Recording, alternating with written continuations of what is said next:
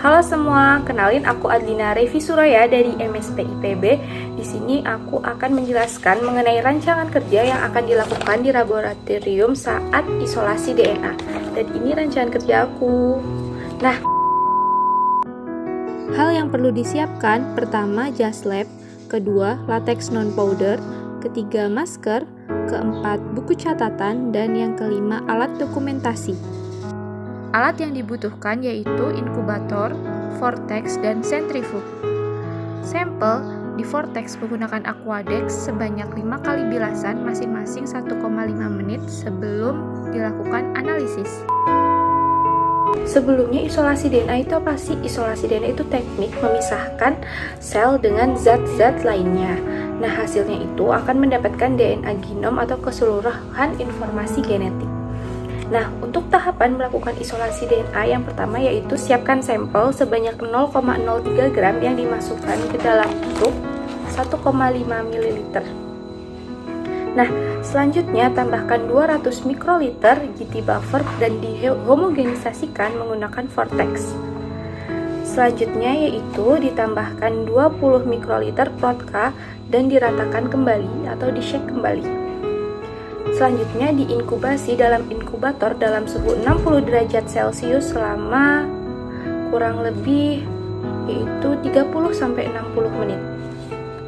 Nah, selanjutnya yaitu invert atau shake kembali selama 5 detik dan dilakukan sebanyak 20 kali. Kemudian tambahkan 200 mikroliter GBT buffer ke dalam tub dan aduk kembali selama 5 detik. Selanjutnya yaitu diinkubasi kembali dalam suhu 60 derajat Celcius selama 2 menit.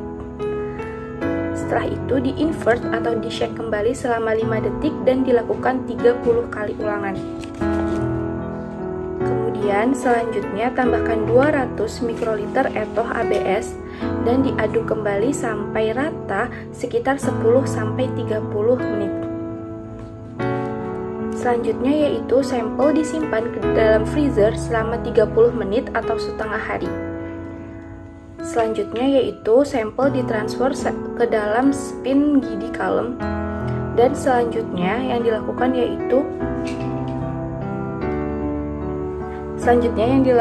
yaitu sentrifuge dalam sentrifug dan tunggu sentrifug berhenti sempurna baru tub diambil. Nah, jangan lupa untuk mengeluarkan atau membuang cairan bagian bawah. Kemudian tambahkan kurang lebih 400 mikroliter W1 buffer. Nah, W1 buffer ini untuk melarutkan sisa-sisa komponen yang ada di dalam sel. Selanjutnya sentrifus kembali 14.000 hingga 16.000. Kemudian dibuang lagi cairannya yang ada di bagian bawah. Dan ditambahkan 600 mikroliter W2 buffer, yaitu W2 buffer ini yang berfungsi untuk melarutkan garam-garam yang ada di larutan sebelumnya. Kemudian disentrifus kembali dan dibuang kembali cairan bagian bawahnya. Kemudian setelah itu sentrifus kembali menggunakan sentrifug dan pindahkan dari GD column ke dalam tub.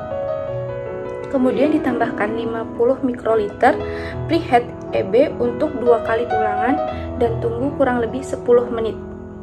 Kemudian disentrifus kembali menggunakan sentrifug dan selesai.